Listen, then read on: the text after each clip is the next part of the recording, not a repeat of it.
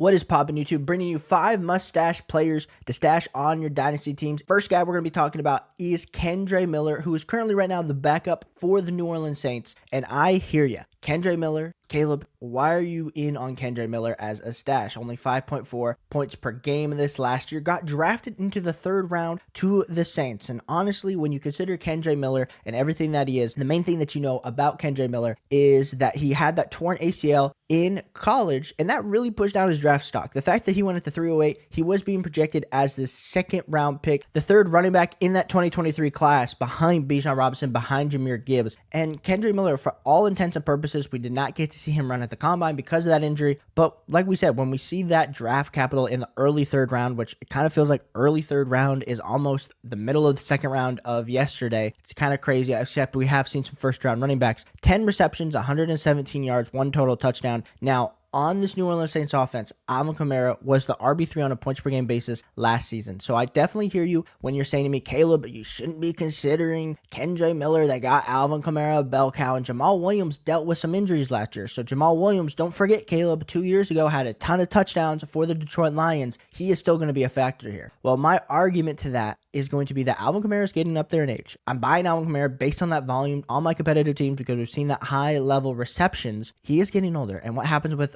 older running backs, their efficiency starts to go down, as well as the fact that they tend to get injured just a little bit more. Now, we consider this with Kendre Miller, who is now going to be almost 2 years removed from that ACL tear. So most of that explosion that we see with these ACLs is that first year back, they're just getting their legs under them. They probably can get to about 70 to 80% of their old self. It's really in that year 2, like we just saw with Saquon Barkley a few years ago, where that explosion really starts to take hold. And the thing that we have to remember with Kendre Miller is he's still only 21.8 years old. So he's going to be turning 22 this year. So absolutely super young. And as we're looking at some of these running backs in this current rookie class, a lot of these guys, when you're comparing them to Kendre Miller in his current situation, you're like, I almost would prefer Kendre Miller. So if you have one of these middle to back end seconds, I think that's even a lot to trade for Kendre Miller right now. But if you are trying to stash, you could probably offer an early 3rd round pick. And I like Kendre Miller as maybe some of the same type of upsides that we're talking with guys like Trey Benson, talking like Bucky Irving, talking with Braylon Allen. I think Kendre Miller is right there. And as much as we always want to move to the next shiny thing in Dynasty Fantasy Football circles, I think Kendre Miller is some piece that we have to kind of look back on and take into consideration. My second stash is going to be Michael Wilson Jr. for the Arizona Cardinals. And Michael Wilson Jr., right now when we look at it today, as on April 7th, Michael Wilson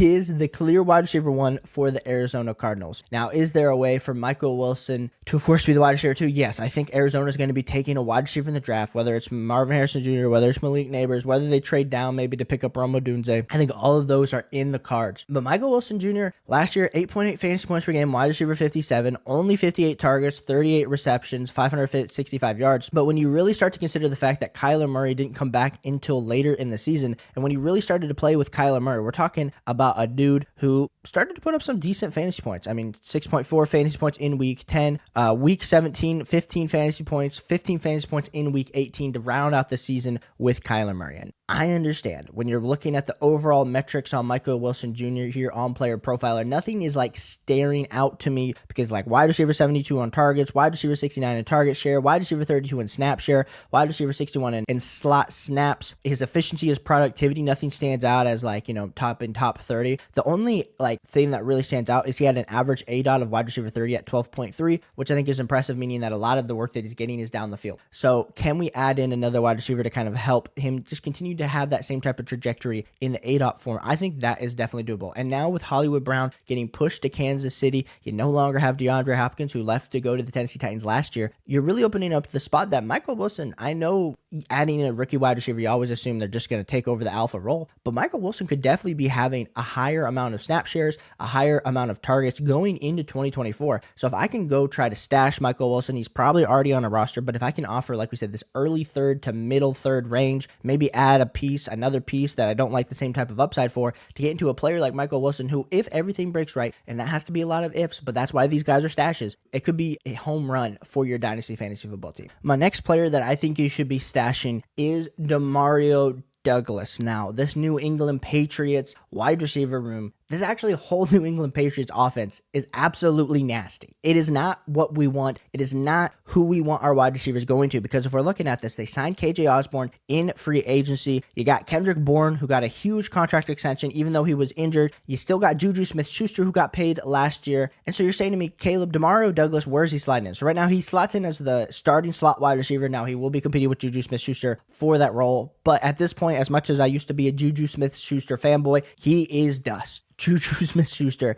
is dust. Now, Demario Douglas is assumedly going to be that starting slot wide receiver role. And when we look, 7.7 fantasy points per game, put him as wide receiver 64 last season. He had some days. I mean, stretch of wide receiver in week 7, 11.4 fantasy points. Week 9, 10.5 fantasy points. Week 10, 14.4 fantasy points. And week 12, 10.9 fantasy points. Honestly, he had some days where he was fantasy football relevant for you in the flex. And especially for us who are building our rosters around these young wide receivers, Demario Douglas has a ton of upside. And I know he wasn't drafted in the same pedigree, was a 6th round pick out of the University of Liberty, 5'8", 179, didn't have the athletic measurables to really say that this guy's going to be an elite level, alpha level wide receiver. We never said that. But can he be an elite level slot wide receiver where he provides you some fantasy football points? Almost a little bit like someone like a Brandon Cooks type of wide receiver. I think he could definitely become into that player. But right now, like I said, he's not being valued that way. Right now on Keep Trade Cut, he is wide receiver 71. Wide receiver 71. So like we said, you're probably going to have to trade for him because whoever has him is probably already stashing him. But when we're looking at guys around him, would you rather have Tyler Algier, Demario Douglas? Would you rather have Jalen Wyatt or Demario Douglas? Would you rather have Darnell Mooney or Demario Douglas? I think that one is kind of a toss-up for me. But those are the same type of range of wide receivers. Like Jonathan Mingo, you could potentially trade out of to get into Demario Douglas, who I think Demario Douglas, as much as we're talking, we don't know who the quarterback play is going to be. We don't know what the actual situation is going to be happening for Demario Douglas going forward in regards to the quarterback. I am not concerned about that at all because we saw him perform with Mac Jones. And so whoever comes in has to be better than Mac Jones, Bailey Zappi. So give me some Demario Douglas. Absolutely love that stash as you're kind of building out the back end of your bench to have those high depth pieces. My next guy we should be talking about stashing is Marvin Mims. And I hear you what you're going to say, Caleb. Goodness gracious, they already got rid of Jerry Jeudy. They're looking to get rid of Cortland Sutton. There's no way Marvin Mims is a stash at this point. And I would probably agree with you. I'm just including him in this video as a stash because he's going to be at the end of your bench. He's 5'11", 183, 4.38, 40-yard dash. Really reminded a lot of people of Darnell Mooney coming out of school, but really had a down fantasy football production as a rookie with only 4.4 fantasy points per game. He had, like, week 2 and week 3 started to break out. He was a waiver wire darling in redraft leagues with 20.3 fantasy points in week 2, 16.6 fantasy points in week 3, and then kind of just died out the rest of the season. There was nothing really to kind of talk about. Had like a 6-point fantasy day, but other than that, kind of hovered around 1 to 2 to 3 fantasy points. And when we're looking at the metrics, wide receiver 104 on targets, 117 on slot snaps, and you could look at this and say, oh, Caleb, he was injured a little bit. Okay, he got nicked up, but he still played in all the games. So it's hard for me to kind of put this efficiency, the lack of efficiency, the lack of production to his overall play. So as we're looking at Marvin Mims, you're like, Caleb, okay, why are we excited about him? Well, he has put himself into the wide receiver 2 role in this Denver Broncos offense. And we've seen it have some decent fantasy success in the past. Now, I know if you're debating whether it was Jerry Jeudy or Cortland Sutton over the last 2 seasons, you'd probably say to me, neither of those guys have been super fantasy relevant, Caleb. And I would agree with that. But the biggest thing is Russell Wilson is gone. That is going to benefit Marvin Mims a ton, even though who is going to be the quarterback? That's really the real question. And I think this is why it's a pretty great stash. Really buy low opportunity here on Marvin Mims, who right now is wide receiver 59 on Keep Trade Cut, around guys like Isaiah Likely, Daniel Jones, a 2026 mid-second. And I think you could even get him cheaper than that. I know Keep Trade Cut, we do like to boost these young guys into the Keep Trade Cut rankings. But for me, I think Marvin Mims definitely has some opportunity heading into year 2, even if they do draft a wide receiver. I know we never like to kind of put our investments into these faceplant wide receivers, but when you can get a faceplant wide receiver as cheap as Marvin Mims, who has the draft capital from this same regime, from the same coaching staff and GM, I like some Marvin Mims. So definitely go be looking to stash some Marvin Mims. We'll have to see what they do in the draft, whether at 12 they end up going with Bo Nix, Michael Penix, or whether they maybe wait until the second round to take a quarterback. We'll have to see. There's also some free agent quarterbacks still on the market, like a Ryan Tannehill. Maybe they try to make a trade for a guy like Trey Lance, who's a backup. I just still think Marvin Mims has a little bit of life. And so if I can be stashing Marvin Mims, I would be doing that ASAP. And my final stash, and we'll be sticking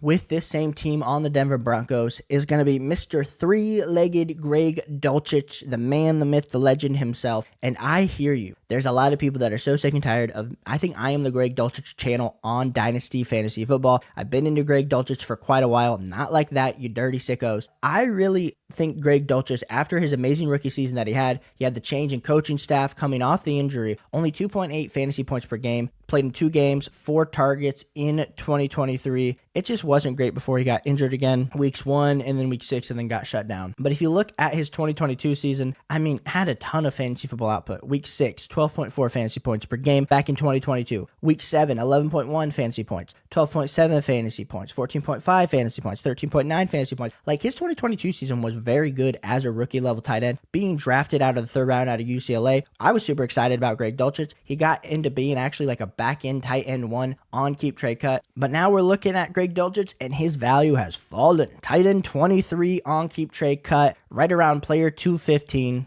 Still only 24 years old, super young, and I understand Adam Trautman being brought in last year for the Denver Broncos. A lot of people were upset, worried. We're like, what's going to happen with Adam Trautman? I was like, oh, he's going to be the blocking tight end. No, Adam Trautman was Sean Payton's guy. And so you're looking at it and you're like, well, what's going to happen with Greg Dulcich? Is he going to turn into Sean Payton's guy? That's a big risk to be taking. Tight end 3 prices to be taken with Mr. 3-legged Greg Dulcich. So I'm signing myself up for Greg Dulcich. I understand some of you don't like to take these upside shots. You're like, leave him on the waiver wire, Caleb. But he's pretty much waiver wire dust at this point. So I would be taking any shots that I can on him, especially considering the fact that we saw that life as a rookie. We don't typically see that type of life as a rookie. See the injuries happen in the second year, and then everyone forgets about a guy like this. Because I still think Greg Dulcich has tight end 1, not tight end 1 overall, but a tight end 1 through 12 overall upside in his range of outcomes. And especially if you're a team that is taking some shots on some late round tight ends, you might as well take a shot on Greg Dulcich because we've seen it happen. We're not basing this all off an athletic profile that we think is going to eventually translate or the light's going to turn on. We've already seen the light turn on. We just need him to get not only the snap share, but also have the quarterback play, which are 2 big question marks, but that's why he's a stash. That's why he is so cheap. So if you like the content, hit the like button, hit that subscribe button. I appreciate you guys so much for tuning in, getting a lot of love here recently.